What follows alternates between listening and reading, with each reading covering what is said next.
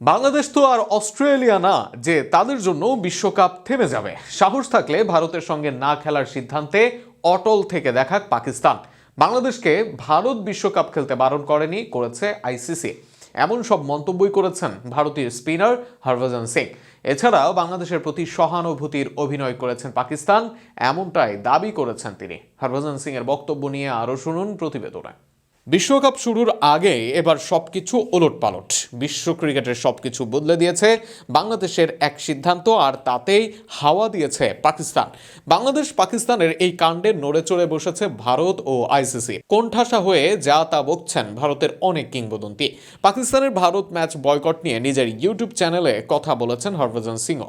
ভারতের সাবেক এই স্পিনার বলেছেন, বাংলাদেশের পাশে থাকার অভিনয় করছে পাকিস্তান। হরভজন বলেন, এই সিদ্ধান্ত থেকে পাকিস্তানের কি লাভ হবে? এটা পুরোপুরি নাটক। যদি সত্যি তারা সাহসী হয় তাহলে নিজেদের সিদ্ধান্তে অটল থাকুক, দেখা যাক তাদের আসল সাহস কতটুকু। হরভজনের অভিযোগ, এই সিদ্ধান্ত সাধারণ মানুষকে বিভ্রান্ত করার জন্য নেওয়া হয়েছে।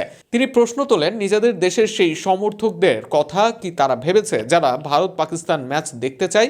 এদিকে বাংলাদেশের ভেন্যু পরিবর্তনের দাবি মানেনি আইসিসি, যার কারণে বিশ্বকাপ বয়কট করে বাংলাদেশ এবং তাদের জায়গায় স্কটল্যান্ডকে বিশ্বকাপে খেলার সুযোগ করে দেওয়া হয়। এ সময় বাংলাদেশের পাশে ছিল শুধুই পাকিস্তান। হরভজনের প্রশ্ন, বাংলাদেশের ইস্যুতে পাকিস্তান কেন নিজেদের জড়াচ্ছে? তিনি বলেন, আগেও নিরপেক্ষ ভেন্যুতে ম্যাচ হয়েছে, যুদ্ধ পরিস্থিতিতেও তারা এশিয়া কাপ খেলেছে, কারণ রাজস্ব ছাড়তে চায়নি। তখন দেশপ্রেম কোথায় ছিল? এছাড়া বাংলাদেশকে ছোট করে হরভজন বলেন, বাংলাদেশ তো অস্ট্রেলিয়া হয়ে যায়নি যে তারা বিশ্বকাপ না খেললে বিশ্বকাপ বন্ধ হয়ে যাবে। এছাড়া সবকিছু আইসিসির ওপর চাপিয়ে তার দাবি, বাংলাদেশ খেলতে পারছে না কারণ আইসিসির সিদ্ধান্ত, এতে ভারত কিছুই করেনি।